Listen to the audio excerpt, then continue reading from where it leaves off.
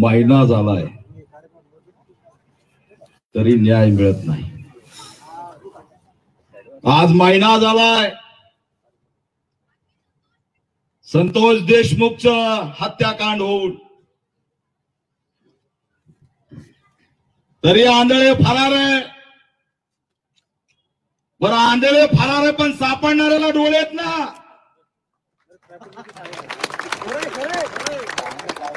पाठीमागच त्या वाल्मिक कराड अटक होत नव्हता. जेव्हा बीड मध्ये दणका दिला की मी सापडून आणतो, लगेच पळत आला. आता पुन्हा एक इशारा देतोय, बीड पोलिसांना इशारा देतोय, गृह विभागाला इशारा देतोय, येणाऱ्या 24 तासाच्या आत जर आंधळ्याला अटक झाली नाही तर पुन्हा हा दीपक केदार त्याला पकडून आणल्याशिवाय राहणार नाही. हा इशारा सुद्धा यामध्ये किती दुर्दैव आहे. आज महिना झाला तरी संतोष देशमुखच्या आरोपी सापडत. सोमनाथ सूर्यवंशीचं हत्याकांड झालं, त्याच्यामुळे 302 दाखल होत नाही. सोमनाथ सूर्यवंशीच्या पोस्टमॉर्टम रिपोर्ट मध्ये लिहिलंय की त्याचा मृत्यू मारहाणीमुळे झालाय.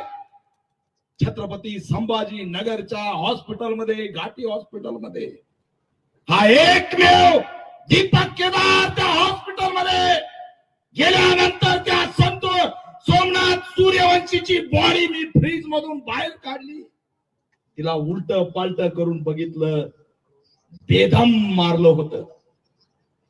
त्याचा हत्याकांड झालं. त्याचा हत्याकांड करणारा त्या फोटो कुठे रे त्या गोरबांडचा आहे का? हे बाई कशाच्या कुठून कसं काय पोलीस झालंय? आरोपी ते आरोपी हे मनोहर कदमची औलाद. हे मनोहर कदमने रमाबाई आंबेडकर नगर मध्ये 10 जणांवरती गोळ्या झाडल्या होत्या. ही त्याची औलाद. त्याला निलंबन झालं, फक्त त्याचं अटक होत नाही. न्याय मागते त्याची आई, सोमनाथ सूर्यवंशीची आई न्याय मागते. काल तिने 10 लाख रुपये सरकारचे परत पाठवले. ती म्हणली मला पैसा नको, माझ्या लेकराला न्याय पाहिजे, ह्या पोलिसाला अटक पाहिजे. संतोष देशमुखचं कुटुंब इथं बसलंय. अरे राजकारणाच्या ठिकाणी करो. आम्ही आजपर्यंत त्या धनंजय मुंडेच्या विरोधात बोललो ना, त्या गुन्हेगार वाल्मिक कराडच्या विरोधात बोललो. आम्ही नाही बोललो कधी. मी 350 घटनांना भेटी दिल्या महाराष्ट्रात. अनेक हत्याकांड बघितले. संतोष देशमुख सारखं हत्याकांड मी बघितलं नाही. डोळे जाळे, बॉडीवरती थोडी सुद्धा जागा नाही. कोणताही संवेदनशील माणूस त्याच्या डोळ्यातून पाणी आल्याशिवाय राहणार नाही. आणि राजकारण करायला निघाले, मोर्चे काढायला निघाले. हा मोर्चा मध्ये मराठ्यांचा आहे. हा मोर्चा मराठ्यांचा नाही. हा मोर्चा छत्रपती शिवाजी महाराज, डॉक्टर बाबासाहेब आंबेडकरांच्या सैनिकांचा मोर्चा आहे. हा मोर्चा जातीचा नाही. कारण संतोष देशमुख ज्याला वाचवायला गेला होता तो सोनवणे बौद्ध होता, दलित होता. त्याने विचार जातीचा केला नाही. आणि म्हणून आज संतोष देशमुखचे लेकर बस. त्याचा मुलगा विराज टोपी घालून फिरतोय. मुंबई दिल्लीला जायची वेळ आली. ती वैभवी, तिचं शिक्षण. आज महिना झाला ते फिरतायत आणि एकच मागणी करतायत, आरोपीला अटक करा. तुम्हाला हे 2 चेहरे राजकारणी दिसतात का? हे दोघं कोणत्या पक्षाचे? त्यांच्या पक्षाचं नाव सांगा. लक्ष्मीबाई हाके नाव सांग पक्षाचं त्यांच्या.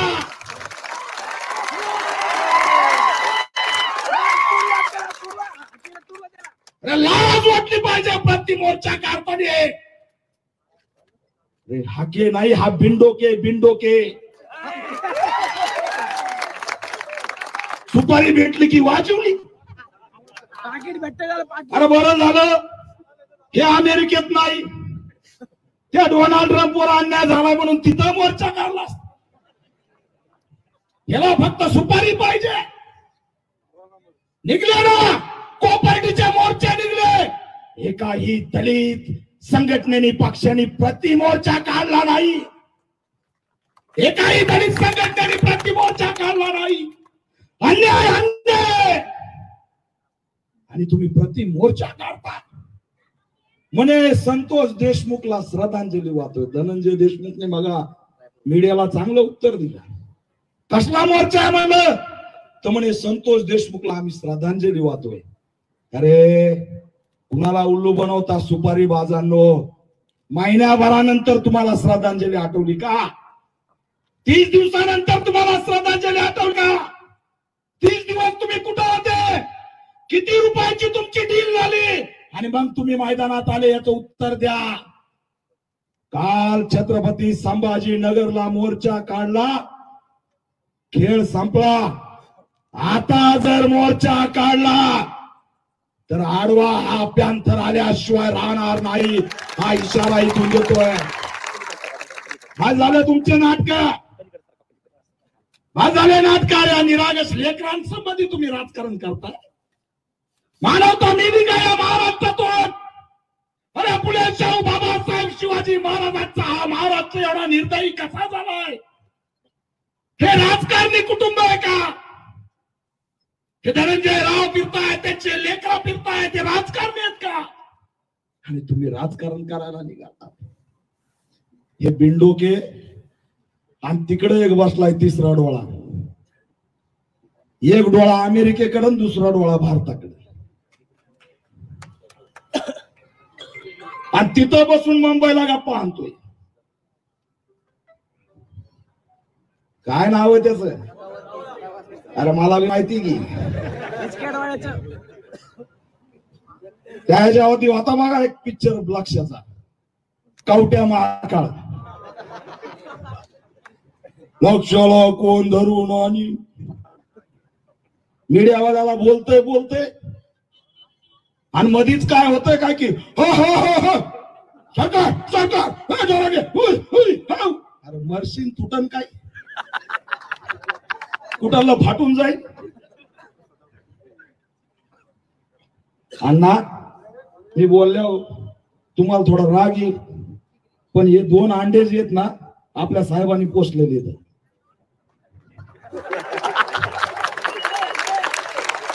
यांच्या अवकात आहे का मीडिया यांच्याकडे जायची?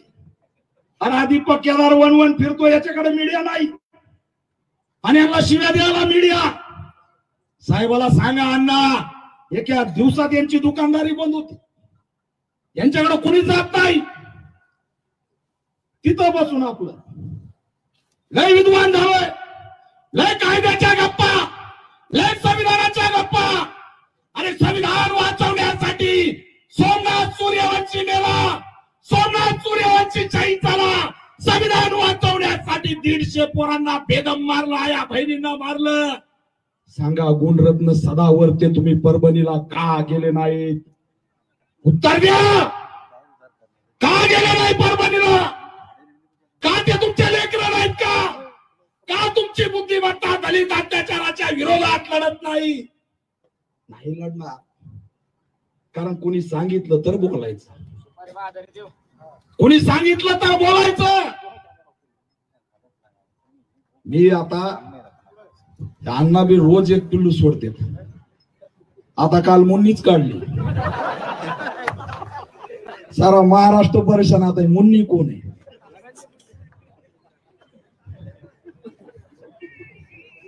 लय जण परेशान झाले, पण मुन्नी काय कालपासून सापडत. आणि अण्णा मला माहितीये गॅरंटी लवकर सांगणारच नाही. त्यांना विचारलं की ते म्हणतील मी तर शिंगाणी आहे गजनी मधला. अण्णा आकाचं नाव घ्या नाही म्हणे मी संजय शिंगाणी आहे.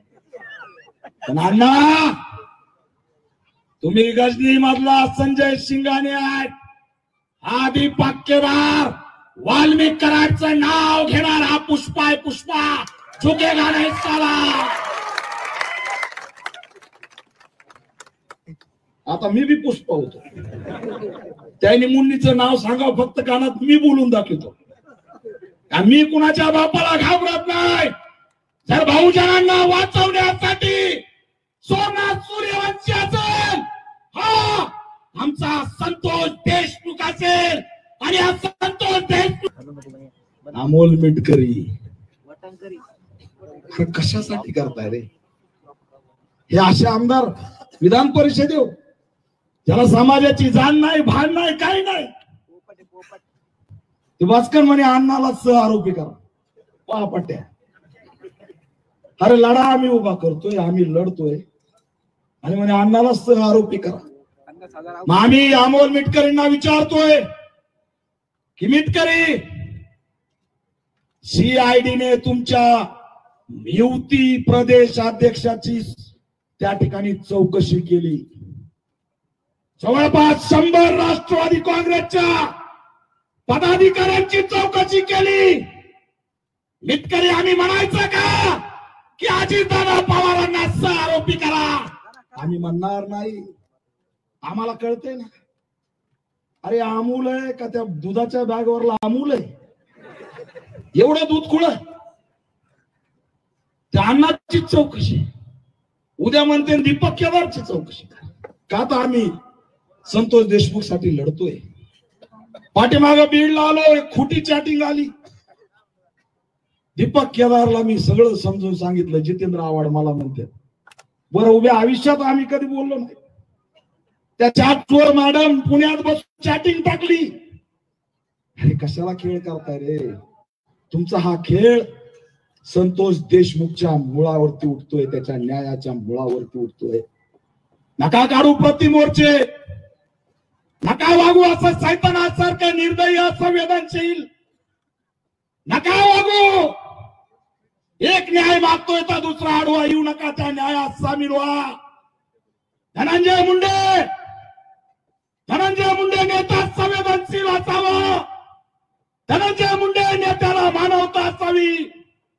आज एवढे आरोप होत असताना जर धनंजय मुंडेच्या जाग्यावर मी असतो तर राजीनामा फेकून धनंजय देशमुखच्या बाजूला येऊन बसलो असतो. कुठे संवेदना?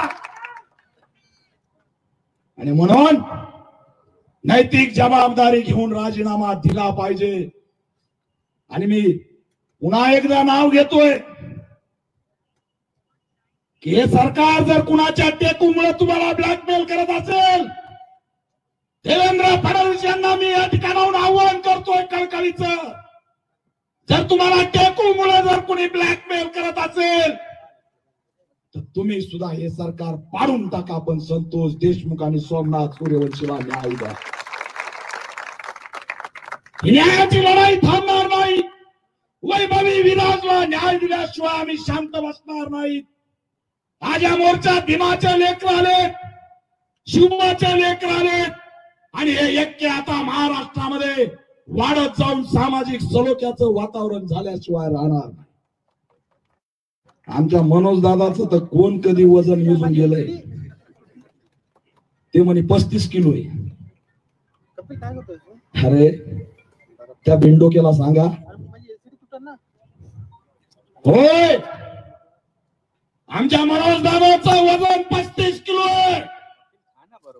पण 150 किलोचा गेंडा स्वामी सुद्धा झोपत नाही या 35 किलोच्या वजनामुळे. त्या गेंडा स्वामीला गार केलेला 150 किलोचा गेंडा स्वामी हा 35 किलोचा ठाण्या वाघ आहे. वजन लागत नाही त्याला चळवळ लागते. आणि म्हणून मुद्द्याकडे एवढाच येतोय जाता जाता की बस झालं नाटक. वाल्मिक कराडला 302 मध्ये आरोपी झालाच पाहिजे. आणि 6 महिने काही नाही, 6 महिने चालणार नाहीत. फक्त 2.5 महिन्यात फास्ट ट्रॅक कोर्टाच्या माध्यमातून या सगळ्या हरामखोरांना फाशी झाली पाहिजे. आणि चालणार नाही की माझा संबंध नाही. त्याला फाशी द्या. अरे तुझा संबंध नाही, आम्हाला कळतंय ना कुणाचा कुठं संबंध आहे. सगळा चट्टा पिट्टा काढलाय नि सगळ्यांनी. अंजली दामानिया यांनी सगळा वाल्मिक कराडचा सगळ्याचा चट्टापट्टा काढलाय. आणि म्हणून अंजली दामानियाने ते सगळा डिटेल काढला.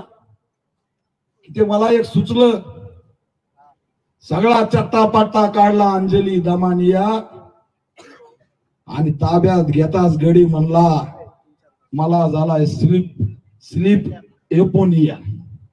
नवीनच आजार आणलाय, स्लीप एपोनिया झालाय.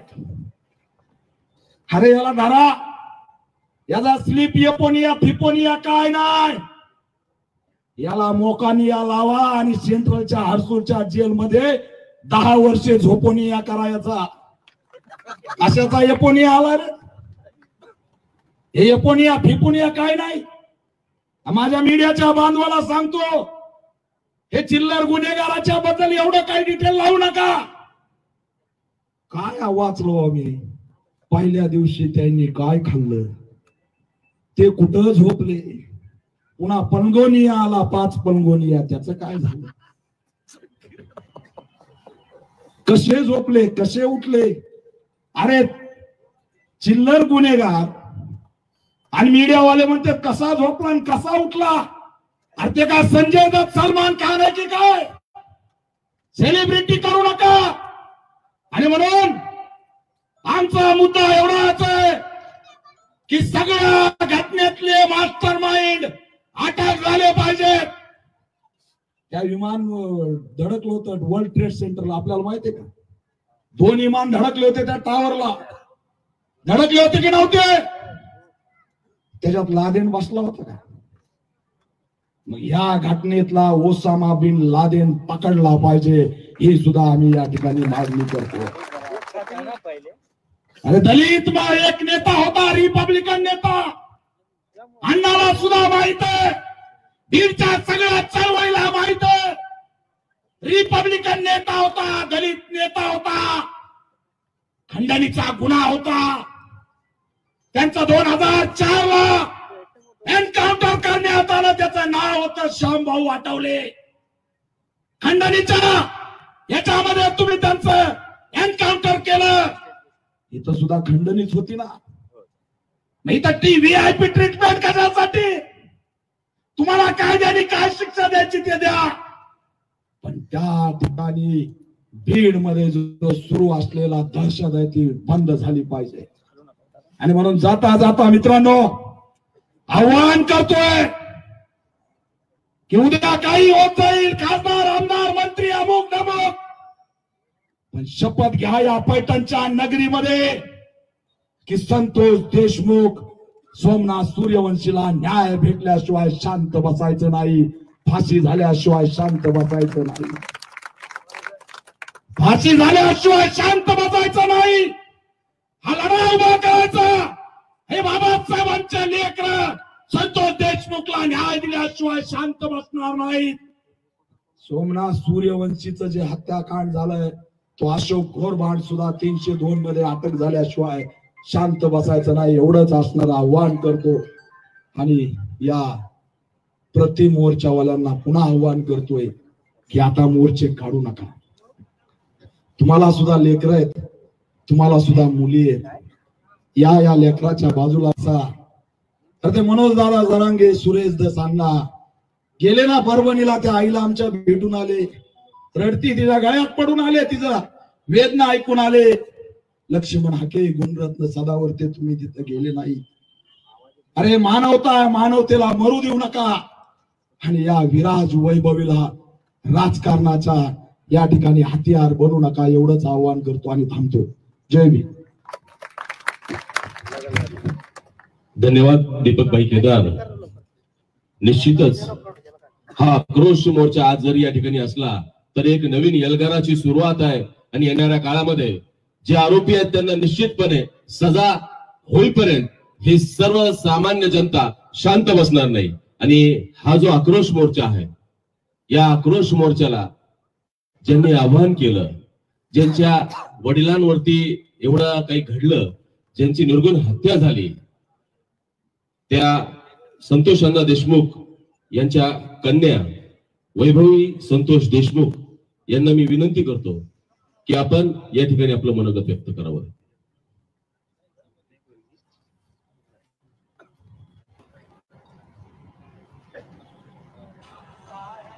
संत एकनाथ महाराज, गंगा माता आणि श्री दत्त असलेले असे हे पैठण क्षेत्र.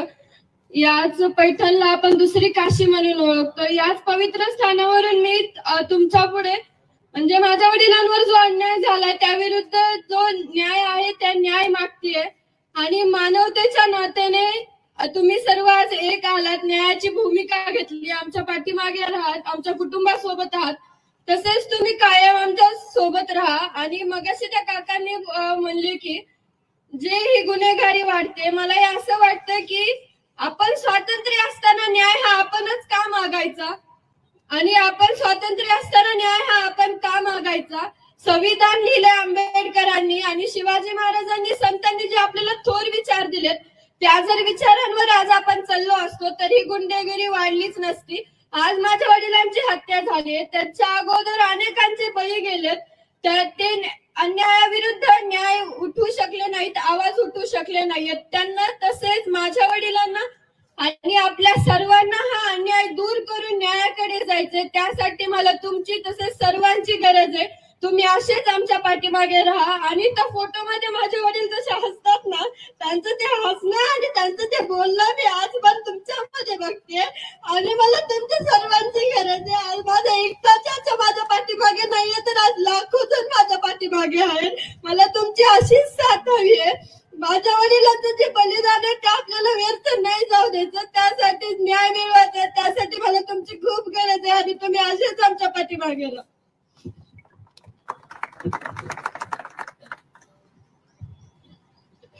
वैभवी, तुझं हे आव्हान या ठिकाणी आम्ही सर्वांच्या वतीनं शब्द देतो की वाया जाणार नाही. आरोपी जे कोणी असतील त्यांना शिक्षाही झाल्याशिवाय आम्ही सर्वजण शांत बसणार नाही.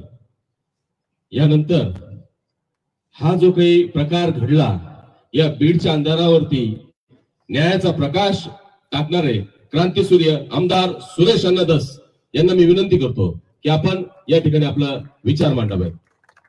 सन्माननीय आमदार सुरेश अण्णा धस.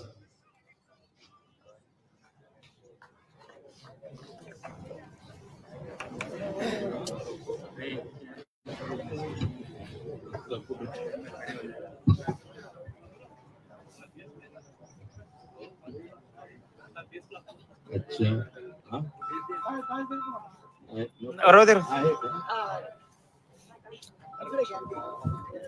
डायस मध्ये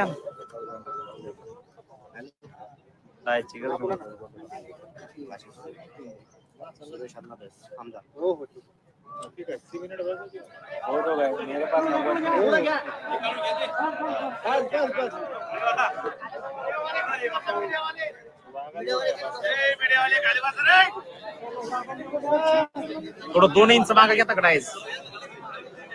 आम्हाला ते पूर्ण भारत बघतोय, पूर्ण देश बघतोय, कळतंय. थोडं ऍडजस्ट करा. 2 मिनिटं सेट करतील ते बसतील खाली.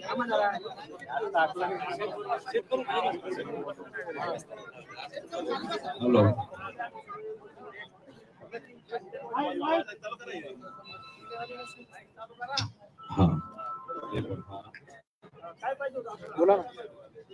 हॅलो, मीडियावाले जे आहेत त्यांना कव्हरिंग करावं लागतं. कृपया तुम्ही त्यांना बाजूला हटा असं म्हणू नका, ही माझी विनंती आहे. आदरणीय आपल्या सर्वांचं दैवत मनोजदादा जरांगे पाटील, माननीय दीपक विकास पात्रेकर, शिवराज भुमरे, सचिन घायाळ, अनिल पटेल साहेब, माजी मंत्री या ठिकाणी बसलेले, काझी कलीमुल्ला देशमुख कुटण, श्री लक्ष्मण रावटे, तालुका अध्यक्ष सूरज डोळगे, विनोद तांबे, माझे मित्र भाऊसाहेबराव काळे आणि स्टेजवरील इतर मंडळी, तसेच संतोष देशमुख यांचे जे कुटुंबीय इथं आलेले आहेत, ते सर्व कुटुंबीय. आणि आवाज हळूहळू वाढतो. मी काय दीपक केदार नाही रे बाबा. आमचं दीपक भाऊंचा डायरेक्ट टॉप गिअर पडतो, आमचा फर्स्ट सेकंड थर्ड टॉप पडतो. त्याच्यामुळं दीपक भाईंच्या बरोबर माझी बरोबर हे करू नका. ओरिजिनल पॅन्थर आहे ते त्याच्या ब्लड मध्ये, त्याच्यामुळं त्यांचं बोलणं हे खूप सुंदर त्या ठिकाणी असते. तेव्हा संतोष देशमुख आणि सोमनाथ सूर्यवंशी या दोघांच्या बाबतीमध्ये अतिशय चुकीचं घडलेलं आहे. सोमनाथच्या घरी मी जाऊन आलोय पहाटे 2:30 वाजता. त्याचं काही कुटुंब पोट भरण्यासाठी थेट चाकणला गेलेलं होतं. तिथून माघारी बोलवलं, त्यांना भेटलो, बघितलं ते परिस्थिती गंभीर आहे. सोमनाथला न्याय मिळालाच पाहिजे, संतोषला सुद्धा न्याय त्या ठिकाणी मिळालाच पाहिजे. आणि बीड मध्ये न्याय मिळत असताना तसं जर पाहिलं तर मनोज दादा माझ्या अगोदर तिथे गेलेले, परंतु तो दिवस पीएमच्या संदर्भातला निर्णय घ्यायचा होता, पीएम करायचं होतं. लोक रस्त्यावरती आलते आणि तिथं स्वतः मनोज दादा बसून होते. शेवटी दादांनी सांगितलं घ्या करून आपलं, फार काय लांबत बसू नका. परंतु पीएम रिपोर्ट आला तो 8 पानी पीएम रिपोर्ट. त्या 8 पानी रिपोर्ट मध्ये एवढ्या गंभीर बाबी आहेत की असं इतकं चुकीच्या पद्धतीनं कधीच कोणाला मारलेलं नाही. आणि हे कशामुळे होत आहे तर हे परळीकर जे आका आणि त्यांचे आका आहेत यांचे वेगवेगळे उद्योग आहेत. त्याच्यामध्ये बाकीच्या काही गोष्टी सांगितल्या, परंतु त्या व्यतिरिक्त गोष्टी सांगतो. परळीतील इराणी समाजाचे काही लोक आहेत, हे या दोघांच्या जीवावर गांजा, चरस, देशी विदेशी रिव्हॉल्वर विक्री करतात. आणि ह्या इराणी लोकांकडून हिस्सा घेण्यासाठी स्पेशल पोलिसांची नियुक्ती आका करीत होते. म्हणजे जे कशाचं पिस्तूल विकायचे त्याच्यातलं कमिशन सुद्धा आकाकडे पोहोचलं पाहिजे, अशा प्रकारची एक सिस्टीम होती. थर्मल मधील भंगार रोजच्या रोज चोरीला जातं, ते चोरीचे भंगार आणि त्यात पोलिसांचा वाटा आणि पोलिसांच्या वाट्याच्या नंतर आकाचा वाटा. म्हणजे गमती बघा बरं काही कशा कशामध्ये हे होत आहे. एसटी महामंडळातील अनेक लोक एसटीतलं सुद्धा काही बाई चोरतील, त्याच्यावरती लक्ष ठेवायला पोलीस आणि त्या पोलिसांनी आकाला जाऊन भेटायचं, असा एक प्रघात त्या परळीमध्ये त्या ठिकाणी. करोना मुंडे असो किंवा डॉक्टर देशमुख असो, डॉक्टर देशमुखांचा पक्ष कोणता आहे मला माहिती नाही, परंतु त्यांच्यावरती खोट्या अट्रॉसिटीज दाखल करायच्या, दुसरीच काहीतरी 356ची फिर्याद द्यायची आणि त्यांचं चारित्र्य हनन करायचं. हे सुद्धा करोना मुंडेच्या गाडीमध्ये बुरखा घालून आलेली एक महिला, ती महिला नाही पोलीस आहे, पोलीस. आणि त्या पोलिसाचं नाव आहे संजय सानप, आणि त्याला आणखी 2 जोडीला त्यांच्यावरती, कारण हे लोक रिमूव्ह फ्रॉम सर्व्हिस झाले पाहिजे. करोना मुंडे तुमच्याच सौभाग्यवती आहे, ते वेगळं काय. आणि मी तर जबाबदारीनं परत एकदा म्हणतो की त्या पहिल्या पत्नी आहे बरं का, परत एकदा म्हणतो, याचं उत्तर त्यांनी मला द्यावं, मग मी त्यांना सांगेन. त्याच्यानंतर इतर समाज बांधवातला कोणताही पदाधिकारी जर आका आणि त्यांच्या आकांनी कोणत्या पदावर नेमला तर त्यांनी फक्त सयाजीराव व्हायचं, बाकी त्यांना काढीचाही अधिकार नाही. फक्त आले का सयाजीराव. आमच्याकडे एक निकालजे आडनावाचे होते, त्यांचं नाव त्यांना काय म्हणायचे सयाजीराव निकालजे. म्हणजे मी काय कोणा कास्ट वरती किंवा याच्यावरती घेऊन जात नाही, कृपया मला माफ करा, फुले शाहू आंबेडकरांच्या विचाराचा पक्का पाईक असणारा मी व्यक्ती आहे बरं का. त्यामुळं परळी शहरामधले पोलीस आका आणि वरिष्ठ आका यांच्या इशाऱ्यावर सगळं काही गोळा करायचं काम करतात सगळीकडेच. याच्यामध्ये जुने नवीन थर्मल पॉवर स्टेशन असो, सिमेंट फॅक्टरी असो, दुसरे मोठे आका बाहेर आहे. तर बाहेर असलेल्या आकांनी ह्या प्रश्नांची उत्तरं द्यावेत असं माझं मत आहे. त्याच्यानंतर या ठिकाणी पोलीस दलामधले कर्मचारी जर आका आणि त्याचा आका याच ऐकून काम करत असतील तर मी राज्याच्या मुख्यमंत्र्यांना विनंती करणार आहे, मुख्यमंत्री महोदय, टीव्ही चॅनल वरील सोनी चॅनल मधले सीआयडीचे पोलीस, सावधान इंडियाच्या मालिकेतले कलाकार, मला वाटतं यांचीच नियुक्ती परळीला करावी. ओरिजिनल पोलिसांची नियुक्ती आई शपथ करू नये मध्ये मी बोलतोय. ज्ञानेश्वराचा जिथे जन्म झाला त्या भूमीमध्ये मी बोलतोय. ज्या माणसानं आम्हाला शांती शिकवली त्या ज्ञानेश्वराच्या भूमीमध्ये बोलतोय, संत एकनाथाच्या भूमी. 100% मी लेखी पत्र देणारे मुख्यमंत्र्यांना सोनी चॅनल वरची सीआयडी आणि सावधान इंडियाच्या मालिकेतले करा, म्हणजे बाकी कशाला बघ. हे सदरक्षण आहे, खलनिग्रहण आहे. सत्यमेव जयतेच्या ऐवजी असत्यमेव जयते असं नाव तिथं टाकलं पाहिजे परळीला, अशी एकंदरीत परिस्थिती. बरं, हे जे छोटे आका आहेत यांना 2/2/2022 ईडीची नोटीस आलेली आहे. ईडीच्या नोटिसीची तारीख सुद्धा मी काढून आणली. एन्फोर्समेंट डायरेक्टरी दिल्लीची नोटीस आली. ती का नोटीस आली? आणि आकाने माल बी काय कमी नाही जमावला राव. शिमरी पारगाव तालुका माजलगाव सुदाम बापूराव नरवडे या व्यक्तीच्या नावावर 50 एकर जमीन. ते दत्ता इकडे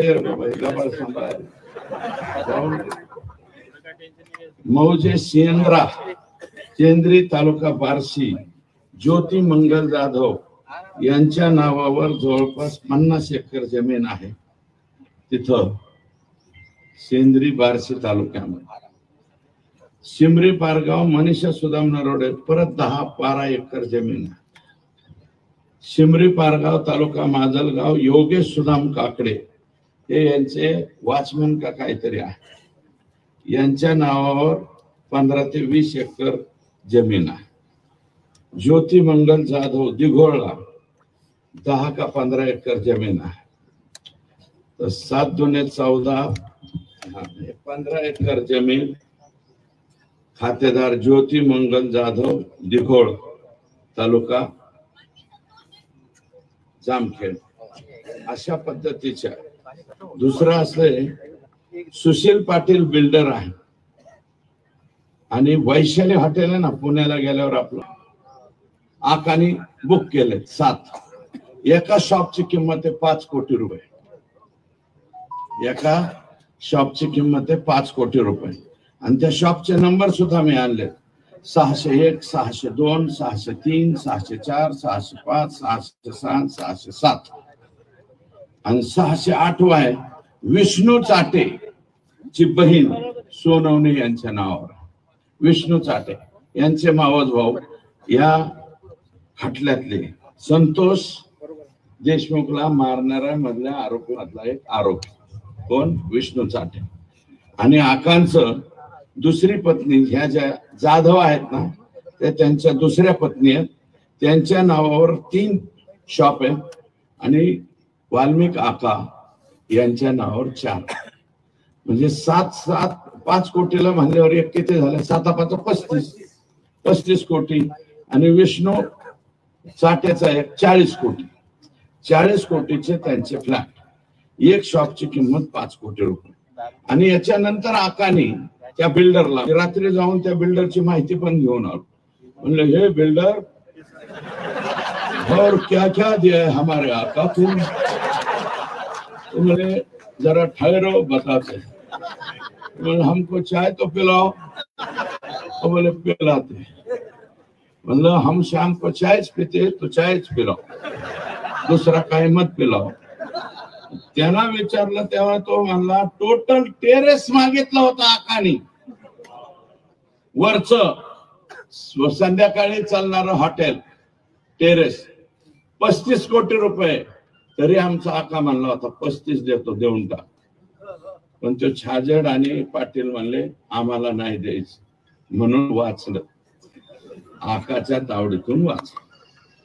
एमिनोरा पार्क, अँड्रोना टावर, मगरपट्टा, हडपसर इथं एक फ्लॅटची किंमत आहे 15 करोड रुपये, 15 कोटी।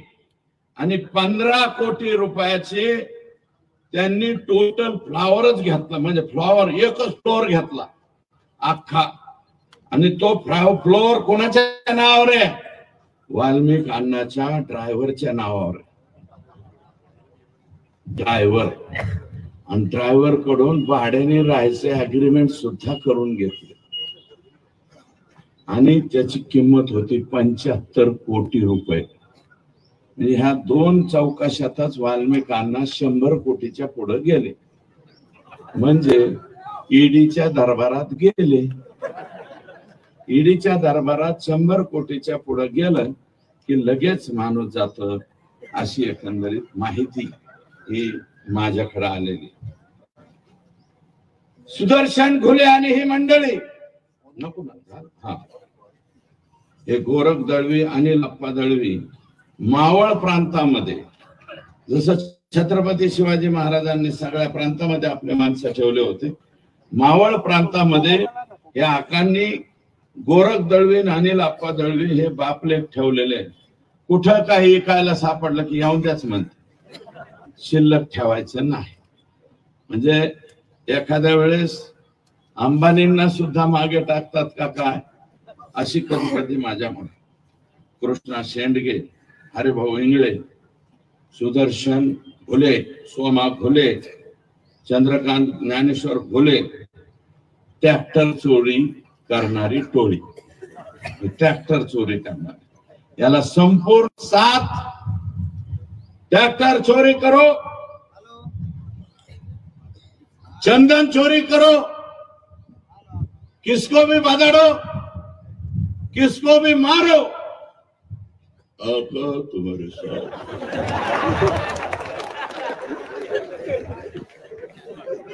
आका तुम्हारे साथ है म्हणल्यावर कशाला घाबरते नाही। आणि हा उद्योग करून ठेवला त्यांनी। मी नाही सांगत, 109 मृतदेह सापडले एका वर्षात परळीमध्ये, 109, त्यातले फक्त 5च रेकॉर्डवर आले। 109 पैकी 5 आले, 104 मृतदेहांची ओळख पटले नाही, कशामुळे मेलेत याचा बी काय खातरजमा नाही। काही काही जणांची तर हाडकं सापडलेत, नुसती हाडकं। 109 मृतदेह जर एका वर्षामध्ये परळीत सापडत असतील, पैठण मध्ये असं आहे का? माझ्या आष्टी तालुक्यात पाथर्डीत येता येता मी चौकशी केली, 109 असतील, 5-4 जरी झालं आम्हाला भीती वाटते। 109 लापता मुर्दे इथं सापडले, अशी एकंदरीत परिस्थिती आहे।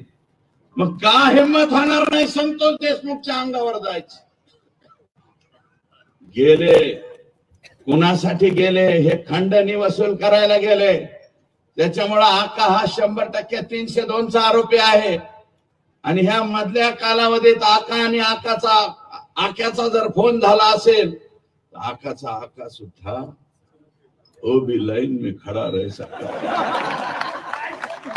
100% लाईन मध्ये आला पाहिजे। 109 मृतदेह हे मी नाही सांगत, टीव्ही वाले सांगायला लागले। सगळ्या टीव्ही वाल्यांनी बिचाऱ्यांनी फिरवलंय ते।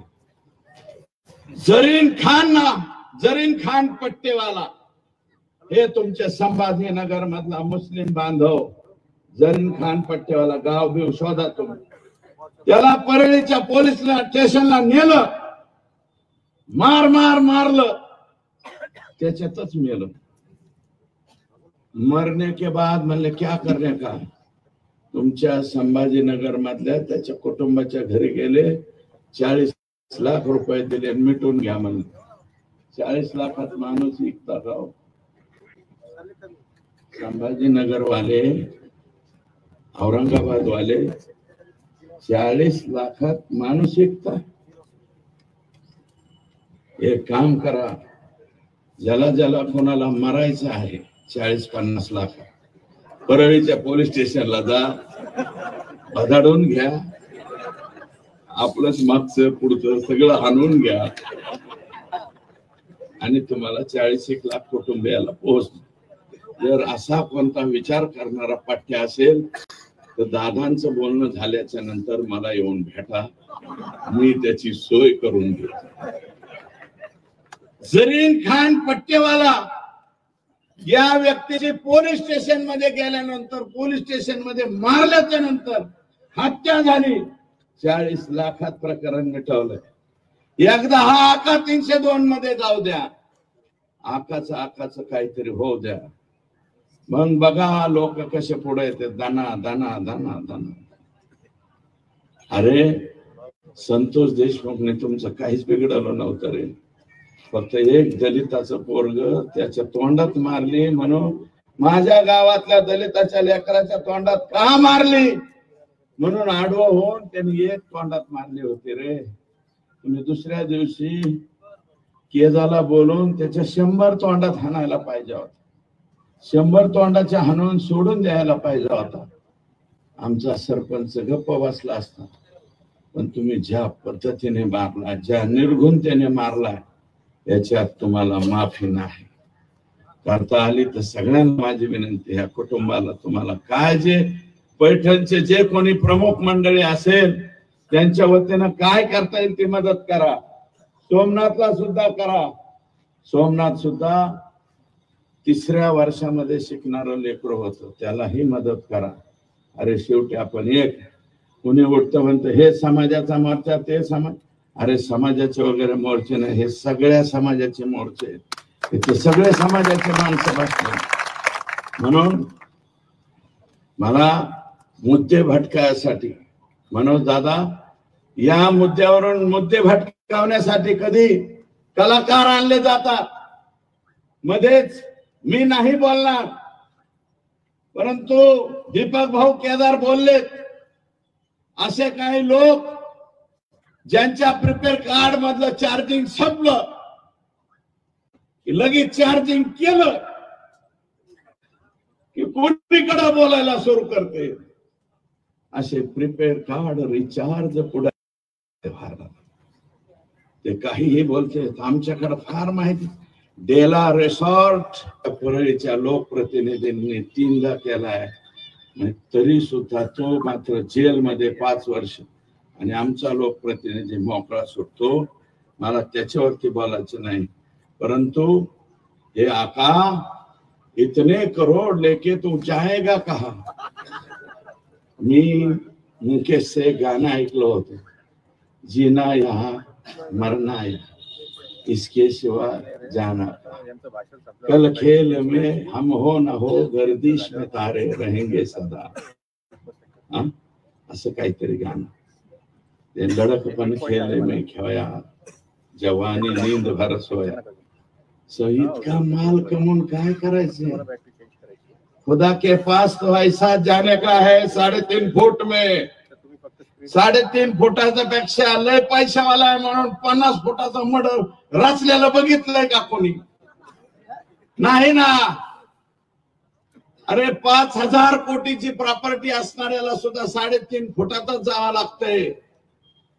आणि आमचं गरीब रोज हातावर पोट आहे, त्याला सुद्धा 3.5 फुटातच घाल.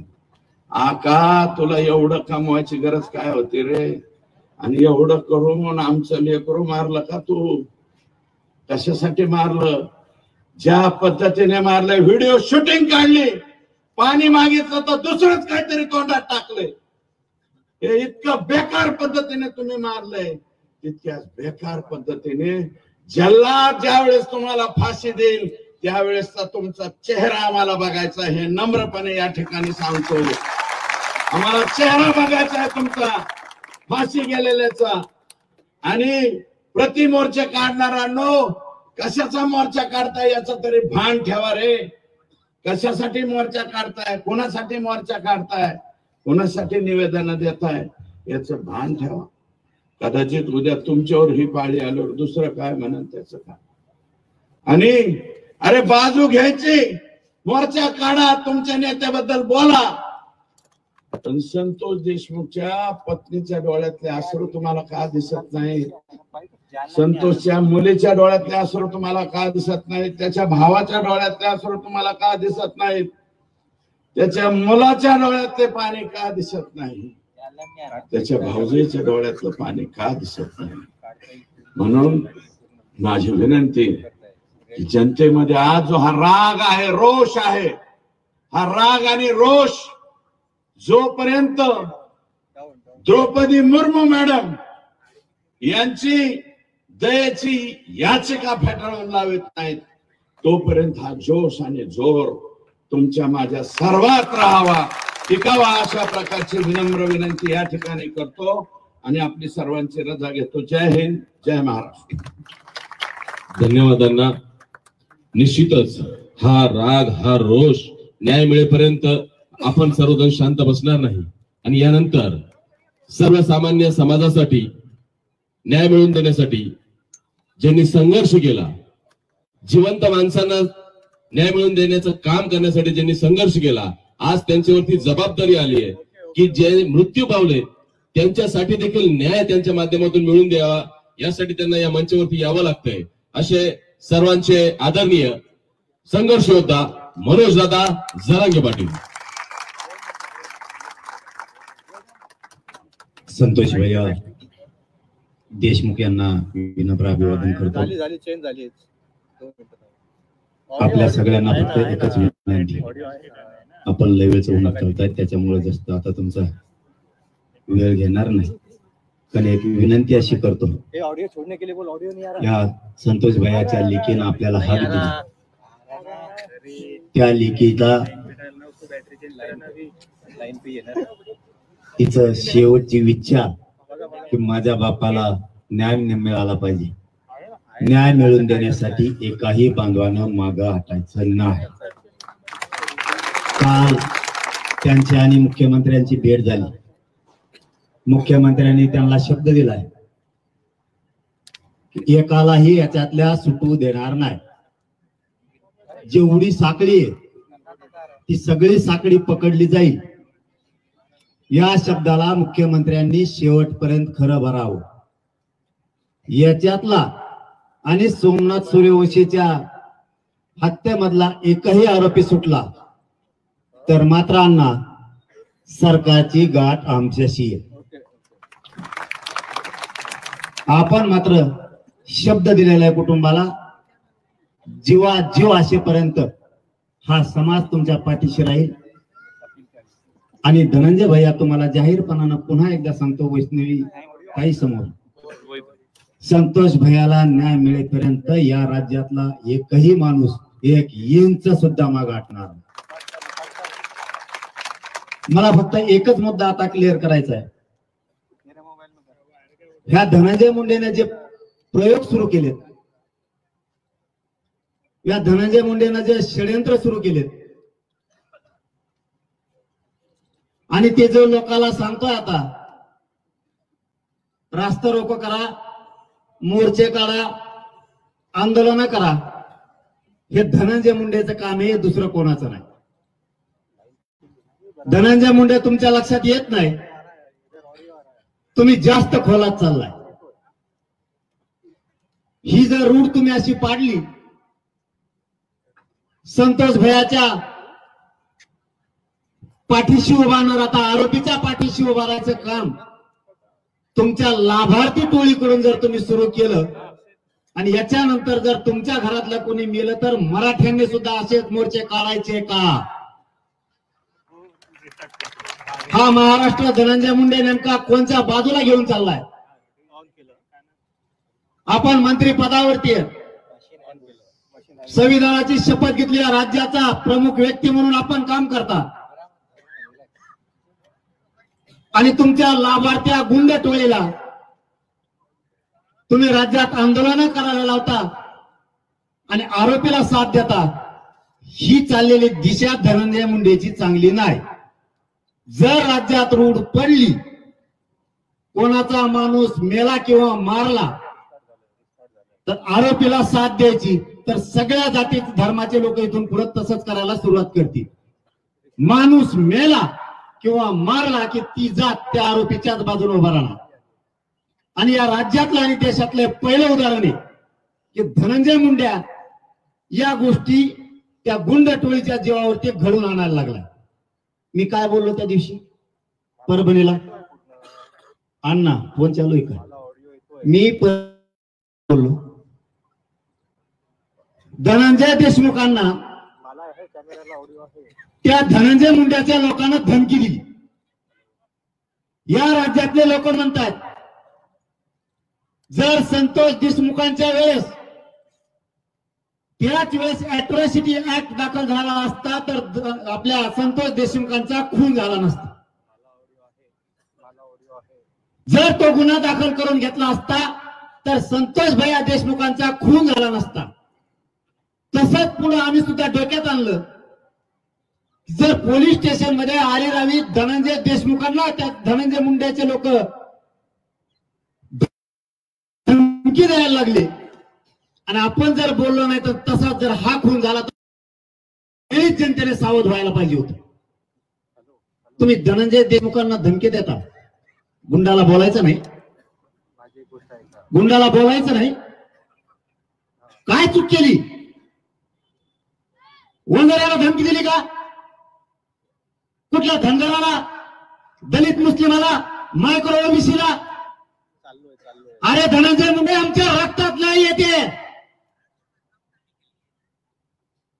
आमचे रक्त पवित्र आहेत, आम्ही नाही जातीवाद करत. आतापर्यंत एकाही जातीला दुखावलं नाही. होय, नेत्याला मी सोडत नाही, सोडणार सुद्धा नाही. जातीवाद हे आम्हाला शिवत नाही. तुझं पाप झाकण्यासाठी आता ओबीसीचा आसरा घ्यायला लागला धनंजय मुंडे. तुझं पाप झाकण्यासाठी ओबीसीचा आसरा घेणार आणि पांघरून घेतोय की ओबीसीवर अन्याय होतोय. ओबीसीचा काय संबंध त्याच्यात? खून करणार तुम्ही, पापी बनणार तुम्ही आणि याच्यात ओबीसीला ओढणार. आम्ही कुठल्याही जातीला बोललेलो नाही आणि कधी बोलणार सुद्धा नाही, पण गुंडाला सोडणार नाही. माझ्यावर किती केसेस केल्या, आता केसेसचा सपाटा उठला माझ्यावर. पहिलेच तुमच्या मुख्यमंत्र्यांनी मागे यासाठी लावली, त्याला भय नाही, मी तर केसेला पिसेल घेत असतो. अशा 1000 केसेस केल्या ना, संतोष भैयांना न्याय देण्यासाठी माझ्यावर 1000 केस झाल्या तरी मनोज जरांगे मागे सरकणार नाही. गोरगरीब मराठ्यांच्या लेकराला आरक्षणातून न्याय देण्यासाठी माझ्या विरोधात किती हे शंडाच्या टोळ्या उभा राहिल्या आणि गुंडाच्या टोळ्या उभा राहिल्या तरी धनंजय मुंडे, मनोज जरांगे हटत नाही. काय केस तुला काय करायची ती? गोरगरीब मराठ्यावर अन्याय झालेला मी सहन नाही करू शकत. मी न्यायासाठी लढणार आहे, पण मी जातीवाद करत नाही. तुझी लाभार्थी टोळी आणखीन तरी धनंजय मुंडे तिला थांबव. तू खोलात चाललाय, तू फसत चाललाय, तू फसणार आहे. आता तू मला खेटलाय, आता बघतो तू होती. तू हे इतके मॅटर येत परळीपासून मुंबईपर्यंत पठ्ठ्या 25 तारखेचं उपोषण होऊन दे, तुला कचकच दाखवतो. आता मनोज जरांगे कस तो आहे मागा लागत नादाला लागत. मी त्यांच्यावर त्यांना अर्ध ध्यान राहिलं, मी बी अर्धा गेलेलोच. मी बी काय सुईचा नाही. मी 25 दिवसात त्या धन्या मुंड्याचं नाव घेतलं का? तोंडच होतं नाव घेत नाही तुझ्यासारखं नासक्याचं. आम्हाला ओरिजिनल लोक लागते त्याचं नाव घेतो आम्ही.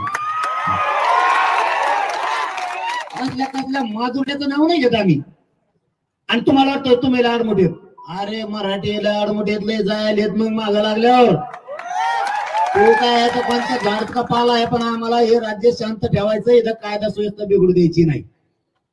गुंडाला बी बोलायचं नाही का? त्याच्या गुंडानं धनंजय देशमुखाला धमकी दिली. म्हणून त्या गुंडाबद्दल आम्ही बोललो आणि तुम्ही म्हणता आमच्या जातीला बोललो. तुमच्या जातीचा काय संबंध त्याच्याशी? आरोपी तो आरोपी.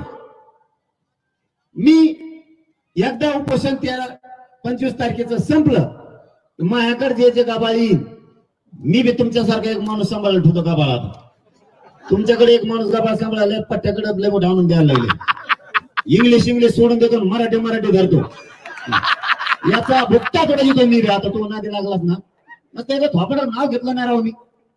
20-25 दिवस झालं तो मंत्री होय, आमदार होय, सरपंच होय, तिकडे वड्याने हिंड. मला घेणं काय तो? आणि तो कोणता तीर मारायला लागून गेला? मी मोजीत असतो का तो सारख्याला?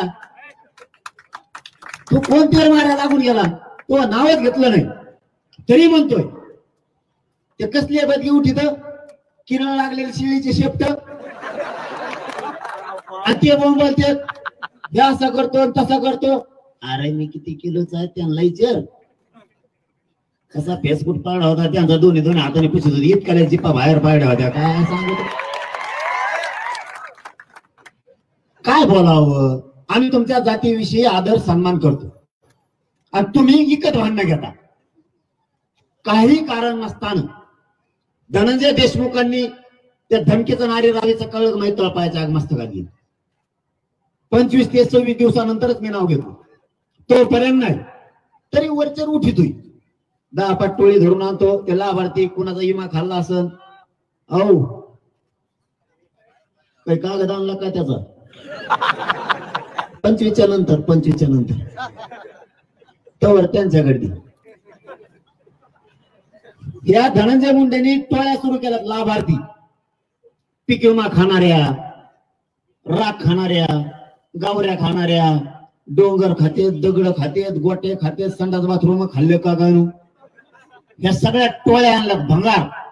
आणि एवढी पत होती या जातीची, यांच्या समाजाची, पुरी पद घातली या नासक्या 5-50 लोकांनी. या टोळका आहे ना, त्यांच्या जातीची पुरी पद घातली. तरी या धनंजय मुंड्याला आणखीन सुधारणा की आपण कोणामुळे फसायला लागलो. त्यांचीच पाठराखण करतोय आणि आपल्या विरोधात टोळ्या उठवतोय, लाभार्थी टोळ्या. प्रत्येकाचं काही ना काहीतरी घडलेलं असतं.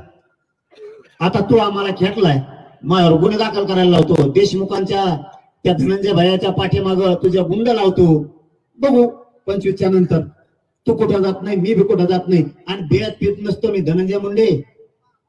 ते बंकर इथून पुढे तरी बेत पीत नसतो. तो 25च्या नंतर भेटू. आता जरा यागळ्या याच्यातच भेटावं लागेल. ते लय चाबरे तसंच भेटायला लागेल मला असं वाटतं. कारण आपण येतं मोकळ्या मनाचे, आपण जातो खरं बोलून. खरं पचाना, खरं पचत नाही. यांना खरं पचायलाच तयार नाही. हे खरे हकीकत मान्यच करायला तयार नाही. आता 25 तारखेपर्यंत शांत राहतो. एकदा माझं गोरगरिबांचं एवढं आरक्षण एकदा 25 जानेवारीच्या उपोषणाच्या नंतर झालं की आपण कायदेशीर भेटायचं म्हणतोय. तो कायदेशीरच भेटू. आता त्याला माझी हात जोडून तुम्हाला सगळ्यांना विनंती, देशमुख कुटुंबियाच्या पाठीशी शेवटपर्यंत वैष्णवी लिखीन आपल्याला हाक दिलेली सगळे ताकदीनं न्याय मिळेपर्यंत तिच्या पाठीशी उभा राहा. सूर्यवंशीच्या पाठीशी उभा राहा ही तुम्हाला हात जोडून विनंती करतो आणि थांबतो.